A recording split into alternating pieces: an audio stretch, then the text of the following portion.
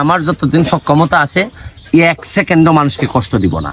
এই জন্যই তো মানুষ আমার নেতা বানাইছে, এত ভোট দিয়ে নেতা বানাইছে। আর এখন তো আমি আমার বাপের টাকা দিচ্ছি না, তো এটা তো রাষ্ট্রের টাকাই আমি রাষ্ট্রের মানুষকে দিচ্ছি, সরকারের টাকা সরকারের মানুষকে দিচ্ছি।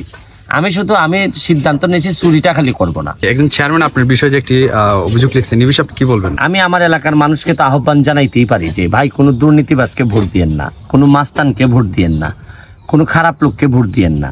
এতে যদি কেউ যদি মনে করে যে আমি তারে বলছি, তাহলে এটা তো দুঃখজনক, কারণ উনি তো আমার জানা মতো উনি তো এইরকম না।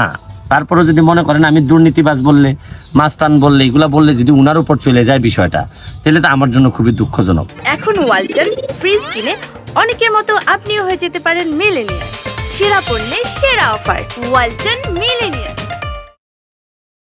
তো দুঃখজনক হলে তো আমার কিছু করার নাই, আমি তো এই এলাকার এমপি। সুতরাং ভালো মানুষ যেন নেতা হইতে পারে, ভালো মানুষ যেন কাজ করতে পারে। ভালো মানুষ তো আমি বলি না যে অমুকরে বানান, আমার কথা হলো যে ভালো মানুষরা, দুর্নীতিবাজ মুক্ত মানুষরা, এই ধরনের মানুষ নেতা হইলে হয় কি দেশটা আগাবে। বঙ্গবন্ধু সোনার বাংলা বানানোর জন্য তো সোনার মানুষ দরকার, শুধু এমনি এমনি হইলেই তো হবে না। এখন ধরেন আমি নিজেরা সৎ দাবি করে আমি ঢাকা গিয়ে বসে থাকলাম, তারপর মনে করলাম যে আচ্ছা যা ইচ্ছা হোক, যে যেভাবে পারে নেতা হোক, আমার কি আসে যায়।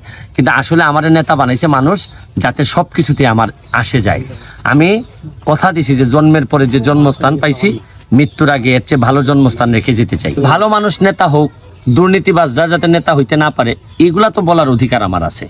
কারণ আমার চোখের সামনে আমার এলাকা ধ্বংস হবে, নষ্ট হবে, এটা আমি যদি না বলি, ধরেন তার মানুষ যে সিদ্ধান্ত নিবে এটার প্রতি আমার সম্মান আছে। যেই নেতা হবে তার সাথে আমি কাজ করব, এটা তো আমার ব্যক্তিগত কোনো শত্রুতা কারোর সাথে নাই।